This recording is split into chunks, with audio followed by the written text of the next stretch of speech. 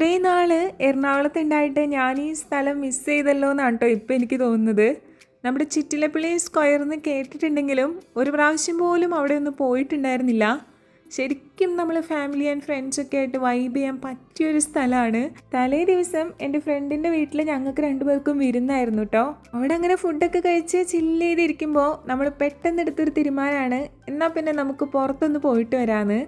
അങ്ങനെ ഞങ്ങളിതാ ചിറ്റിലപ്പള്ളി സ്ക്വയറിൽ വന്നതാണ്. അവിടെ എത്തിയപ്പോൾ അവിടെ ഒരു കുഞ്ഞ് സബ്സ്ക്രൈബറിനെയൊക്കെ കണ്ടു. ആൾക്ക് ആദ്യം കണ്ടപ്പോൾ ഒരു എക്സൈറ്റ്മെൻറ്റ് ഉണ്ടായെങ്കിലും വർത്തമാനം പറഞ്ഞു തുടങ്ങിയപ്പോൾ ആൾക്ക് ഭയങ്കര ചമ്മലൊക്കെ ആയി. പിന്നെ ഒരുപാട് ആക്ടിവിറ്റീസും കാര്യങ്ങളൊക്കെ ഉണ്ടായിരുന്നു. ഈ കുഞ്ഞു മക്കളെയൊക്കെ കൊണ്ട് വരികയാണെങ്കിൽ അവർ ഫുൾ ടൈം എൻഗേജ്ഡ് ആയിരിക്കും കേട്ടോ. ഒരു ആക്ടിവിറ്റി കഴിഞ്ഞാൽ ഉടനെ അടുത്തത്. പിന്നെ അങ്ങനെ ഒരുപാട് ഐറ്റംസ് ഉണ്ടായിരുന്നു. അഡൽസിനും കിഡ്സിനും ഒരുപോലെ എൻജോയ് ചെയ്യാൻ പറ്റിയ ഒരു സ്ഥലമായിട്ടാണ് എനിക്ക് തോന്നിയത്. നമ്മൾ ശരിക്കും സ്വിമ്മിങ് ചെയ്യാമെന്ന് ഓർത്ത് ആ ഒരു സമയത്താണ് പോയത്. സ്വിമ്മിങ് ഈവനിങ് ഒരു 8 ആണ് സ്റ്റാർട്ട് ചെയ്യുന്നത്. അപ്പോൾ ഒരുപാട് സ്ഥലമൊന്നും അങ്ങനെ കാണാനും പറ്റിയില്ല, രാത്രിയായി പോയിട്ടുണ്ടായിരുന്നു. എന്നാലും കുറച്ച് കാര്യങ്ങളൊക്കെ നമ്മളും ചെയ്തു. സിപ്പ് ലൈനൊക്കെ എക്സ്പീരിയൻസ് ചെയ്യാൻ പറ്റിയിട്ടോ. പിന്നെ സച്ചും ബാക്കി ഫ്രണ്ട്സൊക്കെ ക്ലൈംബിംഗ് ഒക്കെ ചെയ്തിട്ടുണ്ടായിരുന്നു.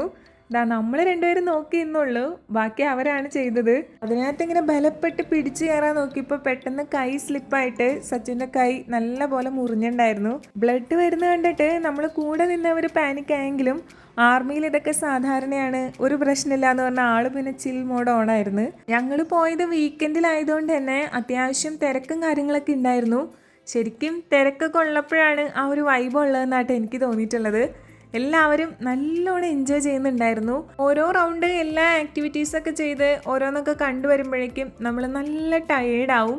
പിന്നെ അവിടെ തന്നെ ഒരു കുഞ്ഞ് കഫറ്റീരിയ ഒക്കെ ഉള്ളതുകൊണ്ട് അവിടെ നിന്ന് തന്നെ നമുക്ക് ജ്യൂസും കാര്യങ്ങളൊക്കെ കഴിക്കാം. പിന്നെ അവിടെ നിന്ന് ഇറങ്ങിയിട്ട് നമ്മൾ ചീനവല റെസ്റ്റോറൻറ്റിൽ നിന്ന് നല്ല സീ ഫുഡ് വെറൈറ്റീസൊക്കെ ട്രൈ ചെയ്ത് നേരെ നമ്മളെല്ലാവരും കൂടെ വീട്ടിലോട്ട് പോയിട്ടോ.